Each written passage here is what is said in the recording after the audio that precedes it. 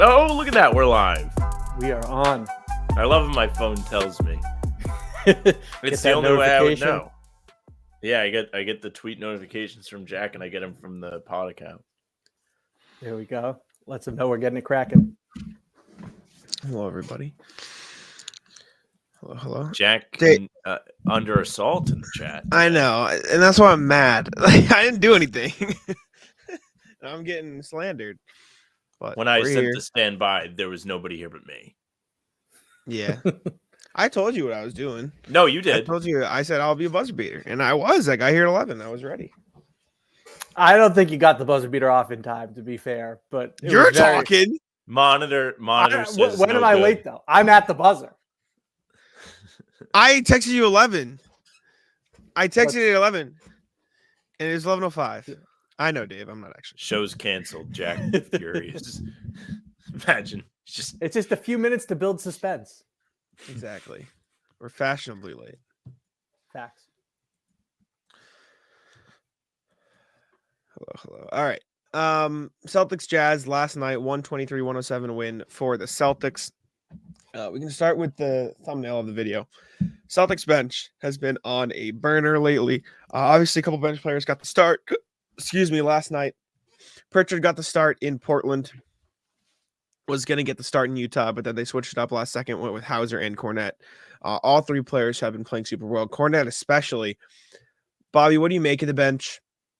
Thoughts on their play lately? How much better is it relative to your expectations, and how much better is the bench relative, do you think, the public's expectations? I think the bench is appreciably better than the public's expectations. I think Luke Kornet has exceeded what I anticipated him contributing.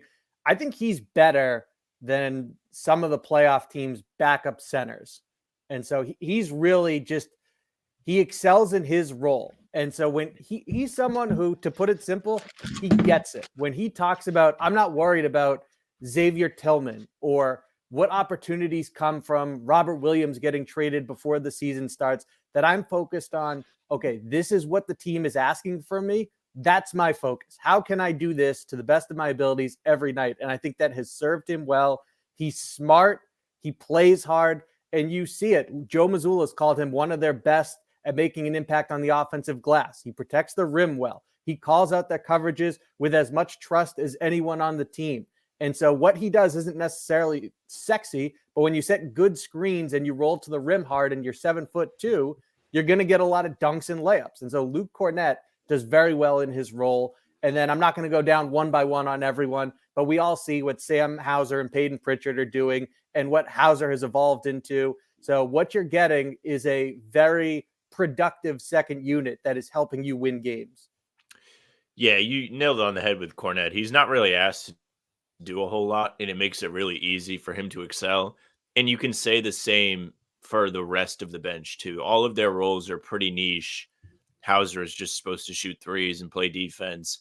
Pritchard has more widespread responsibilities, but mostly is supposed to shoot threes and try his best to play defense. Kornet is far better than anybody in the comments thinks, except Dave. He said he trusts him.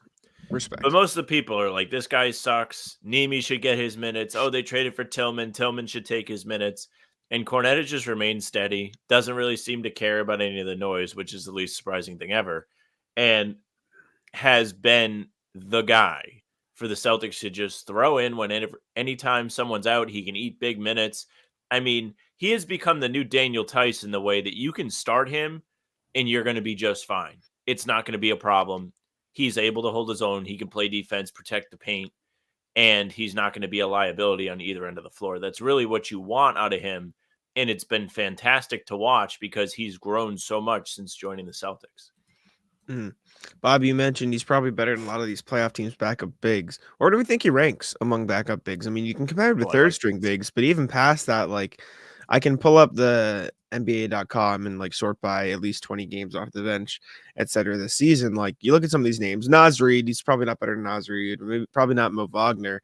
Past that, like, Okongwu is probably better, Adam is probably better. I mean, if we're doing Zach Collins versus, Luke Kornet this season, like, Zach Collins hasn't played particularly well, right? Like, yeah, I think even when James you go Wiseman. to playoff teams, some of these obviously are, but like Not all of them. I think you can find some where you'd rather have Luke Kornet. Mm-hmm. Like if you're, all due respect to our man Tice, like if you're the Clippers, I don't know. We don't have to go through them all. The point is, Luke Kornet put up, what do you have, 12, 9, and 6 last night. He's probably the best. He's not even probably. He's the best screener on the Celtics. He's the best pick and roll player on the Celtics.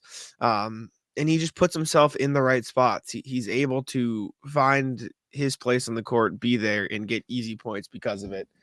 So he deserves the credit for that. Also made a sick La La Land reference after the game last night, which I wrote about. Why are you shaking your head, Sam? He just pulls references like out of nowhere. He had that one ready to go. I love him. I wrote an article for Celtics blog that's not out yet, and I tried to fit as many La La Land songs in the article as I could. I mean, that's your wheelhouse right there. I know. I tried. I don't know how many I ended up getting. It doesn't come out till noon, but let me look. I bolded them and so they stand out a little bit, but I got 1, 2, 3, 4 songs and an Emma Stone reference in the article. So I was pretty happy that he gave me that opportunity. Good work, Jack. Thank you. But Emma Stone, who is a Phoenix Suns fan. Shame. It's true. How large are you, one large individual? You don't have to tell us that. No, I assume he means he's 6'5". You have to be at least 6'5". That's your YouTube name. You can't go 6'3"? No. Otherwise, it's jail. Or he could be referencing other things, Seb. Now he might just lie to you, though. He could be. It could also mean not height. Jack. But on top of the bench, for what it's worth, Hauser's been great too. Pritchard's been good too. Kornet was just the one that stood out to me in my mind because he's been, I think, the best of the three relative to expectations heading into the season. Celtics did manage to close out a win over the Jazz last night. Got a little bit dicey in the third quarter. I think they cut it down to 2 at one point, to which Joe Mazzulla, after the game, was in shock. Jay King asked him, went down to 2 points by the end of the third quarter. He goes, "Did it?" And then he goes, "A word I can't say on the show. Crap." You can. Why not just say it and then we'll do Editor Jack, or just say old bleep or something. Yeah, he just goes bleep. I won't make an edit for myself, but they stepped up in the fourth. We were watching it in the playback with RJ, who's a loyal chatter, not here today, but if you know the stream, you know RJ. And RJ pointed out that the lineup of Pritchard, Derek White, Drew Holiday, Tillman, and Sam Hauser really helped cut it down.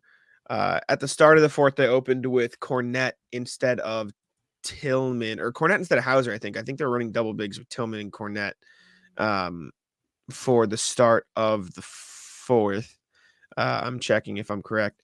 And from the start of the fourth to the 5-minute mark, and they subbed in Hauser or Holiday for Kornet at one point. So then they moved from a double bigs to a 3-guard lineup. They cut the lead down, or they extended the lead from 8 to 20. So those two lineups of Pritchard, White, Tillman, Hauser, and then Kornet versus Holiday brought the lead up by 12 points against the Jazz, who were kind of cooking in that third quarter a little bit. They built on the momentum that they built at the very end of the third, where they closed the quarter pretty well. And then they just killed them in the fourth. It was good to see. Yeah, absolutely. They go on that 5-0 run that you mentioned in the third quarter. There's the Tatum 3, the Holiday steal, and the layup. And as small as that is, it matters. And it will also matter even more against higher quality opponents. And so they build on that to the tune of a 20-0 run to put the game away early. I'm not surprised that Tatum came back in, but I don't think it was necessary, even though I can understand a coach saying, I want to make sure that this one's in hand. But really, it was already over off the 20-0 run. And so what I look at, I think it's a prime example that the reality is, from a reaction standpoint for fans and media, when the Celtics play the Blazers and the Jazz, they have more to lose than gain on those fronts. But each day matters. And that's why they've made this commitment to the win the day mantra. And in terms of execution and operating their system, there was some slippage against Cleveland and Denver. So it was important to get back on track, no matter who the opponent is. Sometimes it makes it easier to do so when you play teams like the Blazers and the Jazz, and then it carries over as you just build on that momentum. So yeah, you might execute perfectly and lose against a team like the Nuggets, but just being able to get back to where they need to be after some regression on those fronts is important. Yeah. Tatum going back in the game yesterday so he could get his fourth quarter numbers up. But to the more positive spin of this, the Celtics have been really, really great this year at responding when teams put pressure on them. We've seen it several times, like even the Cleveland game, right, when they melted down in the fourth quarter, and that was bad. Before that, they had their lead cut down to just 3, and they ballooned it all the way back up to 22. They've done that time after time throughout the season, and it's a big difference compared to what we were watching last season. They did not have the emergency break last year. When things went bad, the Avalanche finished off and they would lose games. Now they're weathering the storm. They're taking control back. They're keeping their composure and they're looking more like a championship team. That's why their record is what it is. The record against sub 500 teams is what? 24-1. Greeny put out the tweet today. These guys just don't play around anymore. Even with 3 players missing yesterday, they just took care of business. Didn't matter. Kornet can fill in the starting lineup. He's out there putting up baby Jokic numbers. Don't worry about it. Near triple-double watch. They just have the guys. They have the focus. They know what the goal is, and they're not playing with their food anymore. It's fantastic. We can call them the clapback C's. Anytime there's a push, they got a response for you. You're muted. You're right. And for what it's worth, you mentioned the baby Jokic numbers. I mean, who has a better chance of winning MVP this season, Luke Kornet or Joel Embiid? You tell me. Yeah. I saw that tweet. It was a good tweet. By the numbers. You can't argue with facts. Who has a better chance of making All-NBA? By the numbers, who's had more points in the last week? Just saying. Embiid washed. Like, come on. Make your features. Now you got to remove him from the answer. He obviously was going to be in there. I respect it. I respect Mike Kelly. In addition, Bobby, another thing you put on what we want to talk about, the ball movement, offensive activity. We talked a lot about it in regard to Drew Holiday last night having 8 assists, but it didn't really feel like he was necessarily bringing the ball up a lot. It just feels like he's in a lot of the right spots, and I think that's a testament to how much the Celtics were moving the ball around in these last couple of games. They had 30-plus assists, I know for sure, against Portland. They only had 25 last night against Utah. But it still did feel like they dished it out pretty well. Luke Kornet had 6, Holiday had 8. And if those two are getting a lot of assists, especially while Derek White and Jason Tatum bring the ball up a lot of the time, to me that reads as the ball is moving. It's finding those guys usually in the middle of the floor or on the wing, and then good things spawn from that. So I think the ball movement has definitely been improving. And I know Justin Quinn of Celtics Wire recently wrote an article, and it was looking at why, because all of the Celtics like highest assist games of the season are losses for whatever reason. So it feels like they play almost better when they're not passing. And I don't think necessarily that's the direct like link. I think it's more of the Celtics are so good that they get a lot of their points off mismatches. So they'll go to one mismatch, and then all it takes is one easy pass for them to get an open shot because they have to double, because Jason Tatum drew 2. Like, it's just so easy for them to get open. And so when they have more assists, I think it's just or more passes, I should say, which is, I guess, goes hand in hand. It's because the defense is making them work a little harder. Like, it'll be the Nuggets game where they're forcing them to make that extra pass and find new ways or work a little bit harder or another, I think the Timberwolves game was another one. And so I don't think that's necessarily the direct link, but it makes some sense when you really like think about it. But that said, again, the ball movement these past few games has been a lot better than it was in previous. Yeah. And to Justin's article, and I haven't read it, I don't disagree with it or anything, but correlation doesn't necessarily equal causation. And also, not all assists are created equal. Shot quality matters and how you go about creating that. And so for the Celtics, you can see it. When it's inside-out basketball, there's paint touches. They move it from one side to another. And credit this season, they consistently pass up good shots to get great ones. That matters. So now you're creating in rhythm, quality looks. The ball is moving. Players are involved, which has a snowball effect from one possession to the next. Also, when guys touch the rock, they tend to defend better and dig in at the other end too. And that helps you stay in a positive cycle. So for me, I look at the first half in the positive front and the third quarter in a negative light and say prime examples of what can and cannot happen, right? So there's 19 assists on 25 field goals or 26 field goals in the first half. And Drew Holiday, prime example, 8 assists in the first 2 quarters. And you're right, Jack, it's not bringing it up and orchestrating the offense. It's catching it in a position to attack and then finding usually Luke Kornet on a lob, or he had the nice under the basket, kick it out for a 3, because that's what the Celtics do. So Drew Holiday, prime example, because in the second half, 0 assists.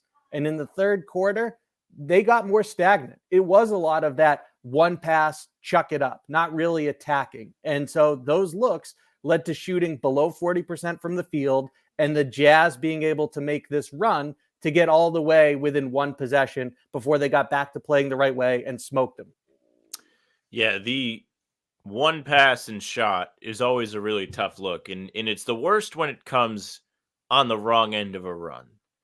Because I say it all the time to Jack, and he's probably so sick of hearing it. But when you're trying to fend off a run, you have to work a bit harder, if for no other reason, to make the other team work. You don't want them getting a free stop on you. By taking a 3 early in the shot clock, you're doing that. There's no problem with taking threes. Threes are good shots, especially when they're open and you create them. But if it's a one pass 3, it's an easy stop for these other teams, and they're not having to expend any energy trying to stop you. And it's easy for them to keep whatever push going that they're on. So anytime they are making the extra effort and they're getting the paint touches and they're doing a drive and kick, they're a lot more dangerous to these opposing teams. And it's why, like you mentioned, they're in control of the game when it's happening, because the other team is actually having to sit back and defend. I think that was part of the reason why Cleveland was able to get back in the game. Not so much that I thought the shots were bad, but they were coming kind of quick. And when it comes quick like that, the time is not on your side. You are not maximizing the possessions. It doesn't mean at the end of games you should just sit on the ball, because that doesn't go well either. We saw Tatum sit on the ball for the final shot in Cleveland, and it didn't go well. But there definitely is there's definitely some sort of correlation between how many passes they make per possession and how successful they are at fending off a run. I agree in theory, and I agree with the concept of move the ball more and good things will happen. But I also think there is a truth to I don't think the number of passes is directly correlated with a bad or good possession, because you get Tatum at the top of the key, you run a pick and roll, he gets downhill, draws 2, kicks to the corner. That's one pass, but it's an open 3. That's not a bad possession. That's a good possession. It's just one pass. And I also You got a think paint touch. exactly they got a paint touch. But what I'm saying is I don't think the number of passes is the problem there. And then I agree with you. The one situation which I assume is a big part of what you're referencing is when they do the pin down screen. And I like the Tatum shot where he comes off the screen and then he just shoots over at the top of the key or the wing and he gets an That's open an 3 okay because shot. they drew 2 on the pick. That's a fine shot. But when it is really early in the shot clock and they're on the bad end of a run. Wow. I can see why it's what are we doing here? But I also think there is if you pass up a good to great shot in the first 5 seconds of the shot clock or the first 10 seconds, whatever it is, you get down the court and you get it really quick, I don't think you can pass that up still, because then if you wait the whole possession and you do oh, let's play time, let's try to get something better, and you don't get something better, then that's a waste of possession. And it goes into the argument of people who always say the Celtics bleed the clock too much. And so I don't think, I think it's a very fine line. And I 100% understand and agree to a degree with what you're saying. I think it's very, it's not a easy I can't think of the word, but you know what I'm saying. It's not an easy There's line no to quick ride. fix. Yeah, Yeah. but that's why this is honestly, it's actually a more general compared to context specific argument, or okay, it needs to be this type of way. Because when you say, for example, passing up a good to great shot, that typically means within the flow. It's not, okay, we have a good look, but it's early in the clock. Let's hold it and see what else comes. It's making the extra swing pass, for example, or you draw someone, you run off the line, and now you kick it to someone. It's being able to get someone who's usually pretty direct, even if it's off a skip pass, I suppose indirect, or just that extra swing, to be able to go from, again, a quality look to an even better shot. That's what it usually means, not let's drag out the possession because time is on our side. You just want your offense to be easy. You want the looks to be easy. You don't want to end up having to take fallaways or contested looks if you don't have to. And of course, I mean, I still stay in the camp that I just don't think if you're trying to get yourself back in the game, you gotta work it a bit. But there is a flow of the offense layer to it too. It's imperfect. Yeah, rhythm is the key here. You can tell when a shot is and is not. Yes. For sure. I'm trying to think, Bobby. We've only go for 20 minutes. There's nothing else in the sheet. Anything else from the Jazz or oh yes, Suns. Suns coming back in town. Thank you. Sorry, Suns. Celtics took them down when they were out west in Phoenix. No Devin Booker in that game, obviously, but D-Book has since returned, so we'll be back for this upcoming game when Phoenix comes to Boston. What are you looking for in that one, Bobby? And how do you think the first one went? So I want to see Devin Booker out there in particular. So I'm glad that he's back and we expect him to play. That's great news because you want the Celtics to continue to get challenged. So that's one.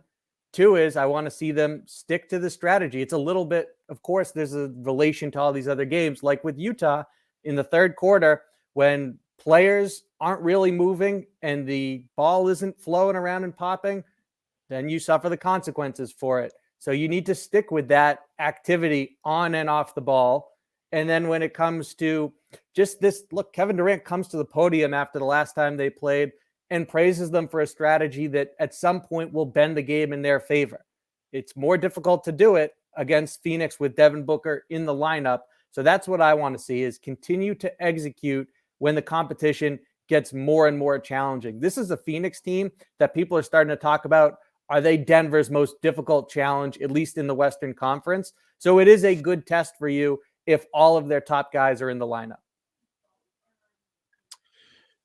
It is true. I mean, Phoenix, I'm interested to see, and Jack, we have a discussion coming later today with a Phoenix person, but is the mid-range, is the math going to do in the Phoenix Suns once again?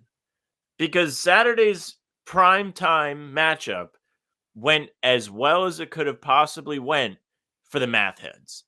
The teams were shooting the exact same percentage at the break, which is something you mentioned, and the difference was 12 points. The Celtics had made 4 more threes than Phoenix. Booker is a mid-range merchant, as is KD. Respect to both. I like that. I am pro mid-range. I think it spices up the offense, but the well-oiled machine that is the Celtics doesn't necessarily require that. So they get away with not having to go to that. The driving kick works for them, and it's just going to be a battle of basketball philosophy with both teams being fully healthy. I am excited because I know Phoenix's record is pretty good when all of those guys do play. Brad Beal hijacked the first half of the summer only to not play any games until like December. So that was lame. But Phoenix has gotten it together since he came back. They're what, 6th in the West right now? Pretty solid start for their big three. But the depth is going to do them in too. I saw somebody complaining about Eric Gordon being like he sucks. Their business. Haven't seen the uniforms come out just yet, but I can only assume that they're going to upset me. Do you want me to tell you? I bet I can look. Don't tell me. Surprised. Okay. I want to be surprised. All right. Your misery can be staved off for another day. I like my Twitter reaction to be the most organic it can be. Gotcha. Michael, I think the unanimous yes around the bunch for all of us here. Yeah, I think the math thing Sam said is the biggest and easiest point to make. Like, for as good as the Suns are, they're just not going to win many games shooting all mid-range shots. Like, that's just not how you win in today's NBA. There was a game last year in the playoffs where they were playing the Nuggets, and they were shooting like 70%, and they were down by 10 at halftime because they took like 2 threes, and the Nuggets took like not even a ridiculous amount. They took like 15 or 12, and they made 6 of them. And the Suns were losing because they were getting out mathed, and you're just not going to win games that way. And so I also think, for what it's worth, the Celtics ended up winning pretty comfortably last time, like 10 point win, I think. Mm-hmm. And Durant was making everything. Like, it wasn't even like, oh, they played a super good game. It was just Kevin Durant is making every single shot that's contested ever. And so I think it'll be a tougher game and a better challenge with Devin Booker in the lineup for the Suns. But I feel like the last game was a bit closer than people, or it shouldn't have been as close as it necessarily was. Yeah, I agree with that. And also when Durant talks about, hey, they have a strategy, at some point they'll bend the game in their favor. Phoenix plays right into that with their love for the mid-range and stepping inside the arc. And then credit to the Celtics. Sam called them the clapback C's, that they were unfazed by Durant going supernova because they liked how it was happening, or at least didn't like it, but were okay with it because it was a lot of late clock twos. And so it allowed them, and Drew Holiday in particular, who was covering him most of the time, to just stay the course. And then we're going to go down. And on Saturday, against the defense that isn't that good, they were creating quality in rhythm threes often, or getting dunks at the rim, like off that Chicago action, the dribble handoff off the pin down there, where it's Jalen throwing the lob to Luke Kornet. Plays like that, where there's on and off ball activity and multiple people are involved in the offense. So yeah, Phoenix, we'll see what happens here, but they typically lose the math equation. It just becomes more difficult to contain them when Devin Booker, of course, is also in the lineup. So it's a good test for Boston. Hope Jalen gets to play some more bully ball. I love Jalen bully ball. It's the best offense. Just going right through. Sam recently commented about Jalen's swollenness and that he's been spending some time in the Ogilvy factory. And I don't know if you guys saw him at the podium after the Blazers game, but that was like an NFL linebacker. I mean, those arms, he was flexing on people. I would too. If I had anything, I would flex. I got nothing. I can't do it, but I would. Can't blame Jalen. I love the way he's been playing, and he's really made his presence felt in that way. It's just, it's a more controlled chaos that he's able to bring, because there is a chaos element to Jalen, but if he's able to control it and funnel it to be like, I'm just going to bully your defender, it's pretty unstoppable. His touch around the rim over the last couple of weeks has been great. Yeah. Credit to Jalen for turning it up since the All-Star break. End the road trip 3-2. Probably not what a lot of people wanted, but in general, they bounced back in a good way after starting 0-2. So good for them. Clapback C's. I mean, just to throw one more thing on Jalen out there, now that he's built like Willie McGinnis, is that I think he wants his own version of, like Giannis and LeBron style bully ball here, where he looks at how explosive an athlete he is and the frame to be able to add muscle like he has, and says, if I'm all of a sudden rocked up, I can stop worrying at least a little less about guys swiping the ball from me, because I'm just going to go through some chess here and put it at the rim and then maybe get to the free throw line a bunch as well. I know there's been some struggles there, but I like this approach from Jaylen Brown. So shout out to him for going full linebacker with his newfound physique. It's fire. Plain and simple. So. That's it. I'm waiting for your pause again after you. No, I know. That's why I clarified. Jaylen Brown also liked to tweet. Green Runs Deep on Twitter tweeted out Jaylen Brown would average 30 and be an MVP candidate on his own team, and he liked it. And while I don't know if I necessarily agree with it, I think it is good. It is good You're that under contract for 5 years, buddy. It's good that he's feeling good about his talent. So respect to Jalen. I didn't take that as I wish I had my own team, I'm about to ask for a trade request type of narrative. I thought it was just thank you to someone for appreciating what I'm capable of and my talents, and that I am sacrificing for the sake of the team here, that I could do more. Somebody individually. should link him our video where we were like, Jalen bully ball good. Yeah, it is good. Bobby, anything else you want to talk about? I'm ready for trivia, Jack. All righty.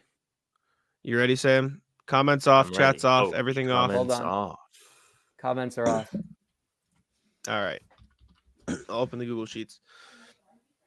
We are going to be doing today the worst field goal percentage by Celtics with at least 30 games played. And we're doing since 2010 again to avoid all the names that we don't know. So we're doing since 2010, worst field goal percentage, at least 30 games played. So I'm going to type in the Google Sheet, give you guys a couple minutes to think. Bobby, you're going to be going first. Again, worst field goal percentage since 2010 by a Celtic, at least 30 games played. RJ Hunter. RJ Hunter. All right. And if it's not 30, it will be a 0. And I need to check. Let me see. And we're doing 1 decimal point, by the way. So I'm just like, if it's yeah. That's if it's 40.2, I'm not going to go out and search the exact number. We're doing 1 decimal point regardless. Yeah. Okay. RJ Hunter.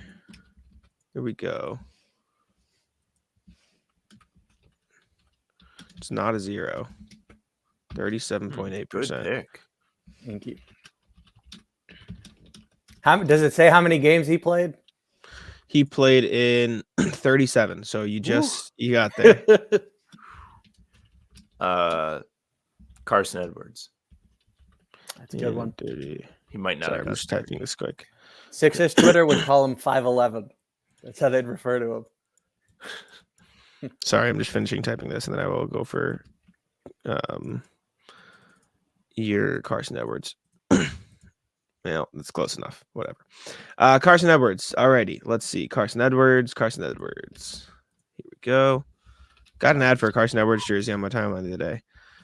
Neck and neck. You Get guys bodied, are Bobby. right on par. I punched back. I believe Bobby won. over here. Bobby, you won last game, right? There should be a 1 here. He did, yeah. Okay, Bobby, back to you. Jared goes, this is too early in the day for me to be thinking about Archie Hunter. Ruined my whole day. RJ Hunter can't be ruining people's days. That is funny. Michael, your guess is, I don't think any of those 3 are on there, but I like where your head's at. Yeah, I have a bunch of scrubs in mind. I don't know if they reached 30 games, though. All right, I will throw have out some ideas, but I'm not sure. Hold on.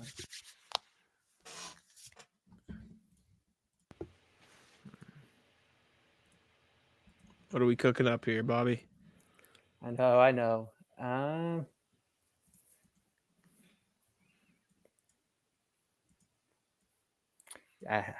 The names in mind, I really don't think got to 30 games. That's why I can't throw them out there. It's too early to be putting zeros on the board. Michael, yeah, that's up there in the top, like 20-ish, top 15.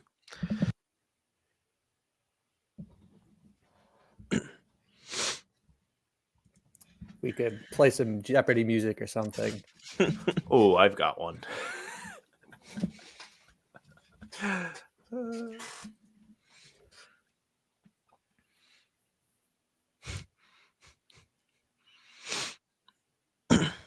All right, I will go with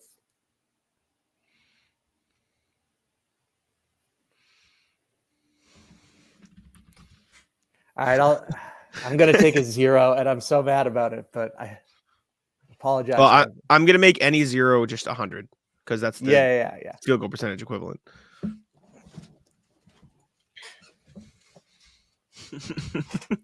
I really don't want that 0, Jack.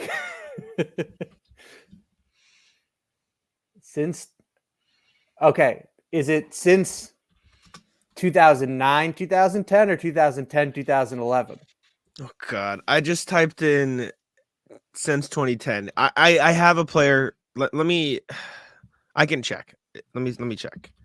I can tell you what StatMuse is telling me. It could just also be from the year 2010. So I don't exactly know what the cutoff is. This is. It includes the 2009-10 season. Okay, Kendrick Perkins. Okay. Lowest? Yeah, he's a brick. He's just dunking the ball. 2009-10 season. There were some middies in there. I don't know. I could be wrong. All right. Hold. That's bad news for Bobby. I know. Jack has to pull it up. Yeah, hold up. This is going to be like 57.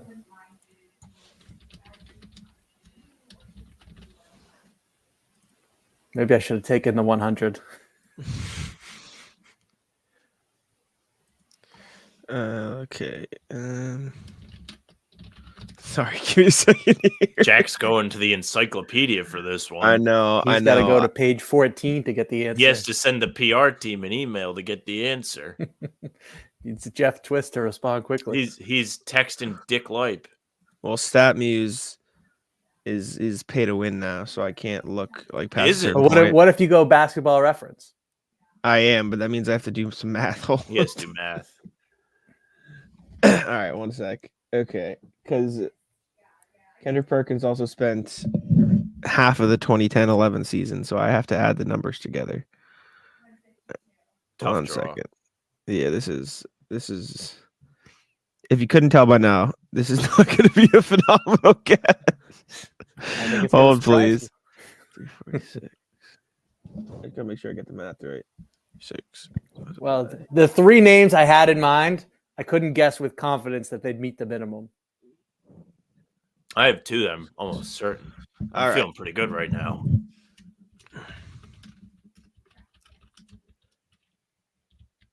There you go. Perk 59.6. Maybe we'll send this and see if he'll acknowledge it on social media. Michael, yes and yes. Marcus. Your last two. Marcus, okay. That's a good guess. It's like 38 something because one of the trivias we did, you used him as an example. Oh, that's hilarious. I didn't know that. For what? When did I use this? Yeah, you said It was the one that I turned heel and I was like, I'm gonna just guess Marcus because I don't. Oh, wanna... you're a bum. Yeah, I remember. True. Okay, back to you, Bobby. Some catching up to do here. All right, at this point, forever in our hearts. I'm prepared to go down 2-1. And so we're going to start firing some crazy guesses out the backside. Mm-hmm. Chris Babb. Ooh, Chris Babb, legend. Number 52. Chris Babb, legend. Chris Babb. I feel like Chris Babb low-key had some like good games. I don't remember. I liked him. You know, for that time. He did have some good games. Unfortunately, there were only 14 of them. So Oh no. See, I didn't know if these guys got there. Tremont Waters. He was on my list. Alrighty. Take a 100. Take a 100. Oh, that stings because he was. If it wasn't Babb, it was going to be Tremont. So that really is kicking the coconuts. That's 5th on the list. So, what numbers in the top 5 are left? Like percentages? No, like 1 through 5. What's still available? 1, 2, 3, 4. Oh wow! So the top 4 are still left. Or I guess, yeah, the 4 worst. Yeah. But yeah.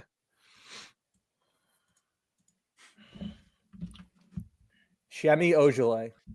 Oh, great pick. Thank you. Well, we'll find out.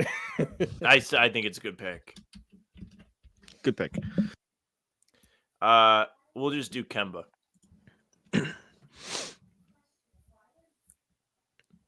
Unfortunate, because now I have to do math. God damn it.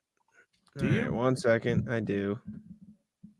No, you don't. You can just go to Basketball Reference and it will tell you for his Celtics tenure. Oh, true. The only reason you had to do math on Perk was because like he had seasons before the cutoff. 42.3. Back to you, Bobby. Think you might as well take a stab. I don't know if this one's savable. This is for the win, Jack. So what's left in the top 5 or top 4? There's the top 4 like picks are still on the board. Yeah, and they're all names you should know. I'm trying to think of certain guys that have enough. Not that it necessarily matters, but I do have a fun guess. Courtney Lee. Ooh, good guess. No, it's going to be in the 40s. That's not what I meant to do. Courtney Lee. All right, 1 second. Yeah. Courtney. I felt like he struggled here, and why not? Courtney Lee. 108 games, yes. None before 2010. Okay, yeah, we're good. So his field goal percentage was. Fun fact about Courtney Lee. That laugh is evil. Courtney Lee did not shoot better in another location than he did with the Celtics. That was the highest field goal percentage with any single team. Yeah. I don't remember him being particularly good on the Celtics. He probably wasn't, but shot okay. I mean, I'll just guess O'Shea Brissett. I don't think he's played 30 games yet, but That's why I couldn't guess him. O'Shea Brissett has played in 42. Oh, Um, I wasn't confident. He's taken a good amount of dunks, Bobby. For what yeah, it's you worth. also aren't Yeah, missing but out on much. But I will say top 12 on the list. I know. I almost believe me. He came to mind because of you, Michael. I almost put him in. Why do you think I chose this very niche category with at least 30 games played? Asher, Bobby did not pick a player with a 100% field goal. That was the penalty for if they did not play 30 games. Chris Babb did Yeah. in fact miss shots. Dave got the number one answer, 33% for Phil Pressey. Oh, I considered Phil Pressey too. Also got the fourth, Jason Collins. Wouldn't Did have not guessed. shoot very well. I would hate That's to play Dave. against Dave. Well done. Abdel Nader also there, 33.6. Third on the list. There's a name I Scalabrine. haven't thought of in quite some time. Scal Oh, was Scal. third on the list at 34% as well. I did consider Scal. Some other names you could have gone with that in the top 10 that we didn't get. Tremont Waters 5. James Young also on the list at 36. Dave Surprised red nobody went. hot. Surprised nobody else went Carson Edwards. Carson Edwards? He 36. That was my first Sam guess. did. Oh, yeah. Are you a you're right. moron? Tara Rozier at 38. Etwan Moore, Ooh. Shane Larkin, I Romeo considered Langford, Shane Larkin. Yeah, Larkin cross on Neesmith. Eddie House Yeah, Neesmith would be a good up one. there. Jeff Teague was an all right guess, but that dips into the 40s as well. All right. 2-1 Sam. 2-1 Sam. You're there, Should be although I might 3-0, just but I dock his choked. points for calling me a moron. for Shout out to forgetting Chris something. Babb. Dodged my points.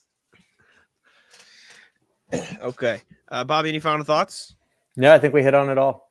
You can get out of here. Great performance by Dave. W by Sam. Appreciate y'all for tuning in. Make sure to subscribe. To How About Them Celtics, leave a like on the video. Check out Bobby's work at si.com/NBA/Celtics. And I'll let Sam take it out. Thank you very much for watching. Please subscribe to the YouTube channel. How About Them Celtics on YouTube? We are coming at you daily with new content, whether it's the full pods, game recaps, these Talking C's streams with Bobby. Big thanks to him. You can follow him on Twitter at Bobby Kravitsky. You can find him putting in the work for SI Media. Inside the Celtics is where you can find all of what he has to say, and also Twitter. But he's a great option for your Celtics coverage. He is at the games. He's at practices. He's got you covered. You can also find us on Spotify and Apple. If you follow us there, the audio pods and game recaps will go right to your inbox. You won't miss any of it. You can reach out to us via email. hbtcpod@gmail.com is the way to do that. We go through your emails every podcast, and we love to hear from you. You can follow us on socials at How About Them C's, Twitter, Instagram, and TikTok. Facebook is just the name of the pod. All streams are on Facebook, they're on YouTube, and they're on Twitter. Jack's Twitter is at Jack's Money NBA. Mine is at Sam LaFrance NBA. That's it for us. Bye. Taco, come on. Taco.